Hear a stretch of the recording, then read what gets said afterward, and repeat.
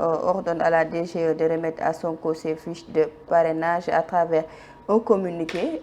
Jusqu'à présent DGE refusé na joxe li nga xam ne moo di fiche de parrainage yi ki nga xam ne moo di Ousmane Sonko ay defee jotoon na faa dem juge Sabassi Faye notifié ko woon pour mën nañ dem jëli li nga xam ne moo di fiche de parrainage yi ba ñu fa demee recevoir ñu leen ñu génnewaat DGE génnewaat beneen communiqué am lu mu ca wax affaire bi dem ca Sénat génnewaat wax ne waa DGE jox leen fiche de parrainage yi ñi nga xam ne ñoo di waa Ousmane Sonko 2024 jusqu'à présent DGE refusé nañ joxe li nga xam ne moo di fiche électorale yi Babacar.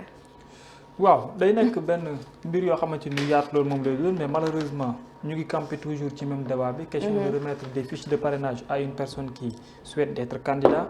Il y a beaucoup de communiqués yoo xam ne lire nañ ko ci biir xam naa ne peut-être yaa Moussa dina ci dellu si waat. non seulement communiqué bi nga xam ne bàyyeekoo na ci. Sénat dem ci DGE. mais réplique bi nga xam ne tam DGE également. jot na ko indiwaat apporté waat na ko ci ñi nga xam ne ñoom ñoo nekk waa Sénat. te boo koy xool bu baax aujourd'hui bu dee nit moom dafa am fit te warul mën a am fit faa nga xool lan moo nekk ci ginnaaw. laaj bi gën a am solo loolu la parce que loolu moo indiwaat cette réplique là auprès de maanaam communiqué bi nga xamante ni. DG de xam naa ne war nañ dikkaat ci rôle am lan mooy rôle am parce que. voilà donc bu la DG les communiqués. non DG rôle am mooy joxe fiche de parrainage. maintenant débat bi mi ngi ci Ousmane ndax mi ngi ci fichier bi wala nekku ci. te DGE ba tey moom dafa campé ci position comme quoi que ni. Ousmane ñoom gisuñu ko ci li nga xamante ni moom mooy ci liste bi. donc buñ ko gisul ci liste bi ñoom ils sont dans l'obligation user seen droit bañ ko jox mais problème bi mooy Babacar Kébé balaa maa ñëw ci communiqué bi. peut-être y a le communiqué. après dinañ ñëw ci analyse yi. xam nga ci benn logique man comme je l'ai toujours défendu et que histoire moo ñuy jox raison. c'est-à-dire que ñun ñii ñëpp question bu ñu bëgg a comme bu ñuy posé wu mooy lan moo tax un juge nekk un élément de l'appareil judiciaire. àtte am Babacar Kébé. juge tranché. bi mu tranché Babacar Kébé en faveur d'un des ñi nga xamante ni ñoo sekkoon àtte bi ca tribunal ba ñu xëy. ñu xamal ñu ne juge bi mu tranché en faveur de Ousmane Sonko la woon droit am te ñu xañoon ko ci liste si ba nee nañ duñ ko jox fiche de parrainage ba tey fa mu war a jëlee fiche de parrainage ñooñu nee nañ duñ ko mën a jox parce que il paraît que ci argument radiation maître Ousmane Sonko bi. décision communiqué bu la ko àllu ba génne bu Sénat bi di nga xam. waaw il faut ñu ñëw ci communiqué bi nga xam ne.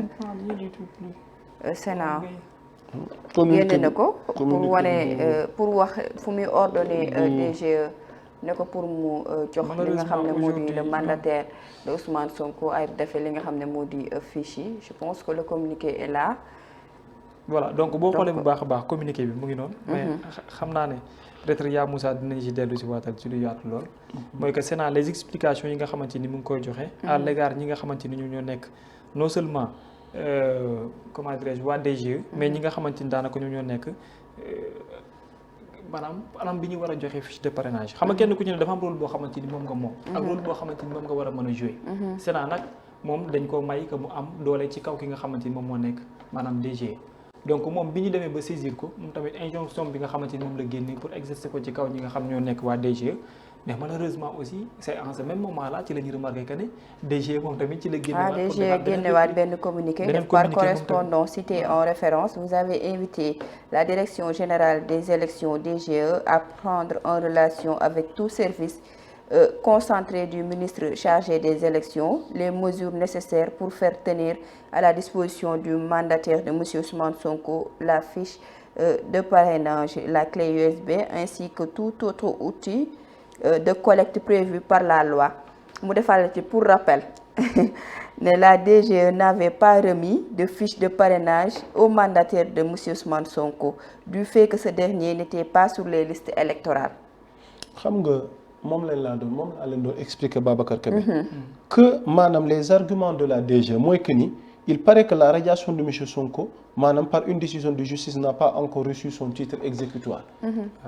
et que DGE fi mu ne nii dafay sukkandiku ci li nga xamante ni moom mooy recours bi di xaar fu wànneen di mu jég gëtëm ngir ñu mën a xam ndax finalement tey jii nii dinañ joxe wala duñu joxe te loolu lañ jàpp ni man personnellement ci sama amu humble avis Babacar Kébé balaa ngay xaar recours mais dafa am logique li fi nekk nee na fii tamit mu def je tiens à souligner que la DGE n'a pas de compétence pour mener une quelconque action sur le fichier électoral. daaf moo ko moom. waaw. daaf. moom roccee ko dugal. yaa Moussa. xam nga lii fan la ñuy renvoyer. gis nga ñii ni ñëpp ñi nekk di wax ku leen wax dara lu ne tooñ leen xam nga lan moo tax. mu mel ni que problème bi c'est plus profond. que li ñu nekk di gis. la responsabilité kam nañ ko war a mën a incombe gis nga tey ngawtu di ñi nekkee nii yëpp di wax ñëpp ñi war a wax ñu ngi ne pataaral toog seen bureau. kan moo njëkk a jox doole wala kan moo njëkk a jox autorisation ki nga xam ne mooy DG pour mu bañ a joxe mbir ba ñu demee ba ci deuxième phase bi ci lañ doog a weeru ñan la mooy ministère de la justice. au-delà de ministère de la justice DG ci tutelle kan la nekk du ministère de l'intérieur. waaw coow li ñuy nekk di wax ni yëpp il suffisait tout simplement que ni le ministre de l'intérieur Maître Sidiki Kaba génn joxe ordonné que li ñuy wax ni mu nekk lu jeex tàkk. lan moo may fit DG muy dem bay tontu bataaxal waa Sénat bi nga xam moo ne ci kawam ne ko noonu du ma exécuter parce que nangam ak nangam. dama ne décision bi war a génn xam nga ban la mooy ordonnance parce que dañ la ordonné parce que juge bi dafa ordonné que ni delloo leen waat nit ki ci fiche yi. mu ordonné ko ministère de l'intérieur war a ordonné daaf pour mu jël tur bi dugalaat ko. ordonné woon daaf pour mu jël ko dugalaat ko nga bëgg yow waa DG di exécuter. c'est ça te DG fi muy sukkandiku ñoom malheureusement ñoom nag seen xool ci kenn nit kese lañ ko teg mooy Ousmane Sonko. malheureusement ñeneen ñi nit ñi mënuñoo wax sax est-ce que xool na ñoom déet. donc tey boo xoolee bu baax la responsabilité xam nga kan lay dellu si waat mooy man la guerre man dama ko mettre ci cette guerre politique qui s'est installée. ministre de la justice ak ministre de l'intérieur. ñooma lu jiiñ njaaga ñooma parce que bu dee ministre de l'intérieur moom moo am doole pour ne daaf delloo waatal nekk ci biir fiche yi. parce que décision de justice génn na loolu war na mën a am boobaa moom da koy exécuter. bu dee ministère de la justice moom moo ne wax que ne ministère de la justice ndax moo war a mën a delloo te delloowul mu ordonné waa DG ne ko bu leen ko jox parce que am na. parce que DG li mu joxe mooy nekkuñu ci fiche électorale. xaaral ma dellu ci waatal la un peu ci Sénat code électoral bi ci jëm bi moom lan la wax ak ministère de l'intérieur tutelle bi mu am ci seen kaw ñoom article 2 1 baa ngi nii ak 3 4 yëpp. xam nga dafa ñëw mu ne article 2 mu ne le ministère chargé des élections assure la gestion des listes électorales et du fichier général des élections que kan lañ moo nekk chargé des élections le ministère de l'intérieur moom maanaam booy xool ci kaw a kaw fichier électoral bi moom article 2 ba moo ci jëm ba moom lañ fa jiital mu nekk fa bu L3 bi mu ne sous l'autorité du ministère chargé des élections ba ndege ni mu ne les services centraux en relation avec les autorités administratives assurent la mise en œuvre des prérogatives indiquées dans les articles 1er, 2 présent code. mu ne à l'étranger le ministère chargé des élections met en œuvre les compétences définies à l'article 1er 2 présent code en relation avec les services centraux du ministère chargé des affaires étrangères des ambassades et des consuls. beneen bi mooy article 2 mooy commission électorale nationale bi autonome te ñu duppee ko Sénat lan moo war a mën a tax Sénat que moom mu statuer te Sénat fu mu toll nii tey cette responsabilité da ngay xaar exactement ndax moom am na fit wala ndax amul fit foofu la coono ne xam nga la moo tax parce que Sénat il est créé en commission électorale nationale autonome baat boobu noonu bu ci am solo la maanaam commission nationale ba pare teg ci autonome mu ne abrégé Sénat siège de Dakar moom ci jëmba moom tey structure la boo xamante ni dafa am maanaam autonomisation bu koy may que ci biir élection yi ak ci na muy doxalee laataa ñu ci yegg moom war na mën a statuer parce que autonomisation bi nga xam ne am na ko léegi nag bu ñu demee ba toll ci Sénat ci jëmbamam tey jii la mu am est-ce que dina ko exercer tey ci kaw DG fa la coow di nekk ndax gaa ñi dañuy ngawti ndax ñàkk fit wala parce que dañuy def parce que yoon moo leen fa teg ñu war ko mën a exécuter Sénat tey may na ko moom ci jëmbamam ak prérogative yi mu am que moom mu jaaree ci jël ay fiche de parrainage dem jox ko ay daafe yoon may na ko est-ce que dina ko exercer xam parce que daf ko ne da koo wax ne ko na exécuter ci ay pouvoir waaw ci ay pouvoir am moom moo ko am ne mais est-ce que ndax dina ko exercer coow li gën a am solo comme laaj nga war ko samp foofu lay ne mais lu jiiñ baaraam maanaam ci lii nii xew situation bi yëpp Sénat di ordonné DG muy bañ yëpp parce que dafa fekk DG am na ku nekk ci ginnaaw muur ko te di ko sécuriser te loo wax lu nekk ka nekk DG tooñ ko parce que booy dut baaraamu tuuma jox ko ci ñi gën a kawee ci ñoom parce que ñooñu lu jiiñ njaaga ñooma yaa Moussa la responsabilité à qui xam nga dafa am benn enseignant chercheur en droit mu def njàngat ci situation bi quoi dinaa joxe suma point de vue mais dama bëgg ñu def taxaw seetlu Babacar ci analyse am parce que au plan juridique Dali Sène mi may bëgg a tudd nekk enseignant chercheur en droit public dafa évoquer un problème de légalité Babacar Kébé. La Sénat son rôle c'est quoi Ndeye Astou? C'est la commission électorale maanaam indépendante, n'est-ce pas? Elle fait le suivi du processus électoral. Est-ce que cette structure a la compétence de donner des instructions à la direction générale des élections Babacar Kébé? Ça pose problème. Mais on ne peut pas demander à la DG aussi de donner des fiches de parrainage à quelqu'un qui n'est pas encore rétabli dans les listes électorales. Mais pourquoi Ousmane Sonko n'est pas rétabli alors que le juge Sabassi Faye bi mu tranché ordonné lan la wax Babacar Kébé mooy ñu rétablir ko bu ñu ko rétablir ba noppi su fekkee état am na recours gi mu war a def Babacar Kébé à travers l'agent judiciaire mu def ko. Mais problème bi posé wu mooy que ni man te d'accord ma mooy lu tax juge Sabassi Faye dogal àtte ordonné ñu war ko réintégrer mais réintégrer ko taxul ca cappaandaw ga mu bokk ca. parce que mën nañ ko réintégrer parce que loolu la àtte bi indi parce que keroog gis nañ ni ci wàllu àtte ba dara xañul Ousmane Sonko mu bokk ci liste électorale mais lu tax léegi Babacar Kébé juge bi ordonné à ce que ñu réintégrer ko. réintégrer wu ñu ko mais en même temps ñun ñu war a xaar recours bi nga xamante ni dañ ko intenté en justice pour que ñu mën a xam finalement DG li mu def nii su ko neexee mais def na ko defin wi nga xamante ni vraiment ñun xam nañ ni vraiment démarche gi mu adopté. ba méngoowul ak yoon li tax mooy Ndeye Astou mooy juge àtte na Babacar Kébé ne kii da ngeen ko xañ ak yelleefam dafa war a bokk ci liste ba Babacar Kébé yow nga ne non ñun mënuñu ko jox fiche parce que gisuñu ko ci liste bi mais ñu ne ñun wax nañ leen pour ñu dugal ko ci liste Babacar Kébé wala du loolu wax nañ leen pour mu dugg lu ngeen di xaar pour dugal ko yaa Moussa su ma la ko waxee xama na lay nekk ça devient une répétition xama la moo tax mu wax loolu dama ne bi juge Sabassi Faye ordonné que ne maanaam ordonnance bi mu génne moom dafa ordonné que ne Ousmane Sonko delloo leen ko ci fichier électoral bi. xam nga la moo tax. su moment boobu noonu ministère de la justice moom mu waroon na moom tamit jël ordonnance boobu noonu. accepté ko wala ministère de l'intérieur notifié ko daaf. pour que daaf delloowaat turu Ousmane Sonko ci biir liste fichier bi waaw. léegi la fekk ne ñoom ñaar ñoo ñu noonu ci circuit boobu noonu. ordonné wuñu daaf pour mu defaat loolu. mais daaf su paree tamit ci la DG war a mën a sukkandiku pour xam ne le nom de Ousmane Sonko figure à nouveau ci fichier électoral bi moom ci jëmmoo tamit mu mën cee sukkandiku pour bañ a joxati leneen. waaye léegi ba ndege ne boo ko xoolee ba exécution amul ci décision de juge te moom ministère tutelle am ci jëm boppam laale na ci mbir mi. kan ngay jëlati encore di ko dut ab baaraamu tuuma beneen bi gën a garaaw mooy que ne ci wàllu woowu noonu tey DG ndogal yi muy faral di jël am na ñu ne ci ginnaawam di ko dooleel. parce que bu muy génnee communiqué di excusé wu ministère de la justice moom la lim. ne il paraît que am na recours loo xam ne sax recours guñ te même bu ñu defee recours sax recours bi ce n'est pas du tout suspensif.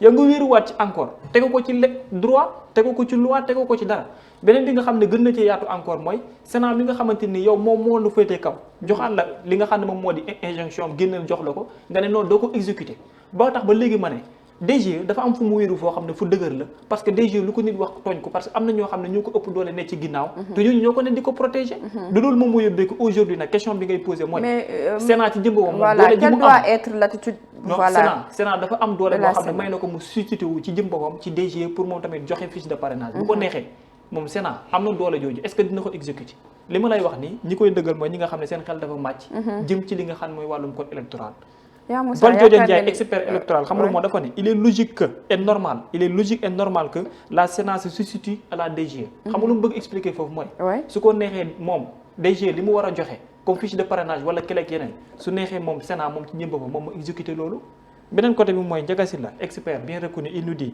il est triste quand notre administration électorale joue au dilatoire dans l'espoir d'une décision de la Cour suprême qui justifie son acte illégal c'est-à-dire Cour suprême bi ñu wax ne moom la ñuy xaar pour statuer loolu dul yoon parce que décision bi ci jëmboom tey bu fekkee dafa nekk lu gën recours bi c'est pas du tout suspensif au-delà de 3 caractères puisque Sénat kay am na prérogative bi kay Sénat prérogative am la Sénat est obligatoirement présente à tous les niveaux de conception des assos d'organisation, de prise de décision et d'exécution depuis l'inscription sur les listes électorales jusqu'à la proclamation provisoire des résultats te itam en son alinéa 2 ci article bi précisé tey jii ne prérogative mi en cas de non-respect parce que yaa ngi koy wax léegi Babacar Kébé comportement bi nga xamante moom la DG amee vis-à-vis de la Sénat en cas de non-respect des dispositions législatives et réglementaires relatives aux élections ou référendums par une autorité administrative, la Sénat, après une mise en demeure, peut prendre des décisions immédiatement exécutoires d'injonction, de rectification, de dessaisissement, de substitution d'action dans le cadre des opérations électorales et référendaires, nonobstant son pouvoir de saisine des juridictions. kon kay Sénat mën na trancher lii mu jeex tàkk. waaw mais nu mu koy trancher. Sénat ku ko yilif. am na doole. waay ku ko bu ko neexee mu am na te pouvoir bu def ko. normalement elle est indépendante Babacar Kébé. Autonome. structure autonome kay jeexal na. Autonome. mais Sénat bokkul ak béyee donc Sénat bu ko neexee bu fekkee joxe na ordre en 24 heures et que DG exécuté wu ko. bu ko neexee moom ci jëm boppam pourquoi pas mu passer à l'acte. waaw moom laa wax. parce que am na droit moom statut yi moom ci jëm boppam. espérons mu passer à l'acte. léegi kay fu mu toll nii kay wax ji kay nekkatul di guddal mooy que ni lan moo tax ba léegi ministère de l'intérieur ne pataaral waxul. ministère de la justice ne pataaral waxul. kay dem mi ngi bëgg a xam nga lu tax mais voilà. pataaral bi léegi nag nekk ñoom ñëpp bu ñu danger toogee waxuñu kay. Babacar Kébé xam nga li tax li nekk danger. ndaasu mooy jurisprudence gi ci judd. non Khalifa Sall Karim Wade lan moo leen joxoon fiche de parrainage en 2019. fan la jógee.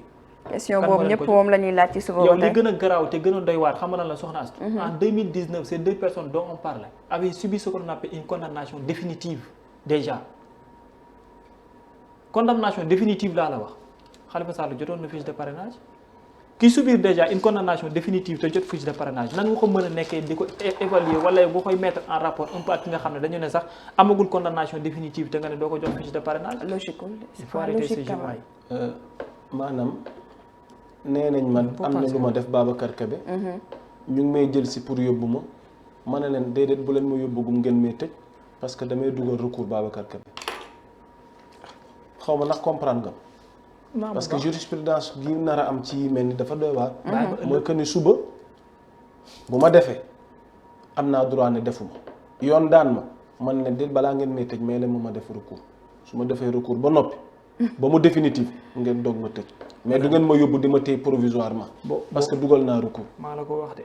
wala du loolu kenn ku ci ne war nga mën a xool nooy setalee sa bopp parce que lii yëpp lu ñuy évoqué waat déwén lay ñëw. te nangam am na te yow ci responsabilité nga bokk ku ne war na ko mën a bañ bu dee na góor nga. parce que am na yoo xamante ni jaru ko et je pense que ne du ñu teg suñu administration pour ñuy servir le peuple sénégalais. ces administrations là mel ni ñoo xamante ni daanaka tey tu travailles pour le compte de quelques personnes ce qui est malheureux. parce que yow sa jëm bopp bi ngay nekk di sonn wala ngay nekk ci dara je pense que ni ces personnes n'étaient pas là. c'est du dilatoire et c'est flagrant. lan moo war a mën a tax aujourd'hui yow ngay xëy di éveillé wu ci dilatoire boo xamante ni amul dara lu la war a mën a servir. tëngu ko ci loi tëngu ko ci yoon tëngu ko ci dara te yow nga am li nga am ba am mérite bi sax faaw nga remettre nga en question est-ce que lu nekkul moo yóbbee. man de damay gëstu ci droit waaye jànguma droit waaye ci sama xam-xam bu gàtt Babacar Kébé. xam naa ne DG am na droit bañ a joxe fiche de parrainage ci kaw bu gisul turam ci maanaam nu mu tudd sax. toloo sa la évoqué mais su fekkee ñàkk gis turam ci fichier bi ci moom la dépendre. mooy bëgguma ko gis. non DG xam la mooy problème bi DG. yaa Moussa waaw excuse am ñu mën ko comprendre benn côté nga exclure ko. waaw DG bu ko neexee mën na taxaw di wax que ne. gisuma turam ci liste yi. du ma ko def. waaye DG. mënul toog tiim ordonnance un juge bu statué ba noppi. nga ne ba léegi doo ko exécuté même bu fekkente ni DG ci jëmmam mën naa sukkandiku ne gisuma tur Ousmane Sonko mais n'empêche juge bi ci jëm boppam am na loo xam ne tey moom duñu histoire duñu xuloo non vrai booy toj nga droit bi. booy nañ jàng droit. jàng droit. mais xoolal wax ji fa mu war a foroon frank laay. mooy fa juge Saba booy am chèque 1 milliard bii maa la ko jox. xam nga faranko waaw foofu kay xëy na Sénat dina tranché. fu muy tranché nañu xaar mais daal gis nga ba juge génne ordonnance ab juge moom bu àtte ba pare day ordonné mais xam nga lu mu wax delloo leen Ousmane Sonko ci ordonnance baa ngi nii dafa delloo leen Ousmane Sonko ci liste bi def ko ci ba liste pare ngeen jox ko ay fiche de parrainage am léegi nag après recours bi li mu joxe leneen ñu xam ne joxe na leneen joxe na ko mais pour le moment joxe nañ ko su ko dëkku leen ci lii ngeen def ko booy ñu bañ ne duñ joxe waaw fan nga ko teg loolay question bi xam nga lu tax parce que DG ba mu joxe excuse tamit génnewul la loi du article du dara xam nga lu mu waxam ministère de la justice de nee na ma waaw il paraît que ñoom dinañ def recours kon fu mu toll nii mënagumaan ministre de la justice ministre de l'intérieur yow koo xam ne loi moo la tënk ay charte tënk la boo yow tënkuwoo ci benn loi ak benn charte mais di waxub sa xalaat ak waxu naxa sa xandang bu jógee feneen xaw ma nu mu koy tuddee sax booy Pa Moussa suma copain man léegi Kébé laa gëm booy fii da nga ñuy may chaque jour 1 minute de droit pour les nuls léegi ñun ñi ñoo jàngiwul woon droit ñun ñoo toog di ko droit dugg ci yooyu ah booy li nga toj dafa leer mu dugg ci yooyu nag da ngay delloo avance Fatou Ndiaye merci beaucoup de nous avoir suivi Khalis Kassi Tafa Gueye Forbache kon Pape Diouf également bu ko neexee mu ne du ma joxe mais mu sukkandiku ko ci non neexu ko de dafa lay te lay ba mu lay moo jubut ok lay bi mu lay jubul. yenuwul maanaam mais lay ba yenuwul maanaam di. xam nga dafa njëkk a lay. non nee na gisu ko ci liste bi. gisu ko kay waaw mais yow même boo gisul ni ci liste bi. te yow ab juge ordonné na ne. waaw nit ki fu mu toll nii nañ ko delloo. gisuma man maa jugé. gisuma ordonnance bi. kan DG gisul la. man DG gisuma ordonnance bi. lu tax yow ngeen gisoo bëgg ma def ko ordonnance bi gisoo ko. waaw man limal la kon bi jotuma ordonnance. man limal la kon bi gën a garaaw. waaw ki la sut te ñu duppee ko Sénat. waaw mu nekk structure autonome. waaw moom moo dellu si waat article 5 bu Sénat. non Sénat daf ma woo téléphone jotuma de. dafa ndànk rek. même bu fekkee da laa woo génn téléphone communiqué. même bu fekkee da laa woo téléphone. communiqué bi indeeguñ ko notifié xam guñu nga ma li gën a ko. garaaw loolu yaa Moussa. waaw yow lan la dañ laa woo téléphone. waaw jotoo ko. jotuma. yow sa jëmmi bopp ci ñi nga bokk te ñu nekk sa ministère tutelle. waaw muy mais sama secrétaire gisuguma communiqué bi. agent judiciaire de l' état ba mu toogee Ziguinchor di lay xam nga lu mu wax. Ousmane Sonko waroon naa mën a yëg moom ci jëm boppam que ne ràññee nañ ko ci liste électorale yi. parce que ministère de la justice toog na ci télé di ko wax. ok alors di jaajëfal ñu doon ñu suivre. Nabou Ndeye Tuuti ma sœur je te fais un coucou également.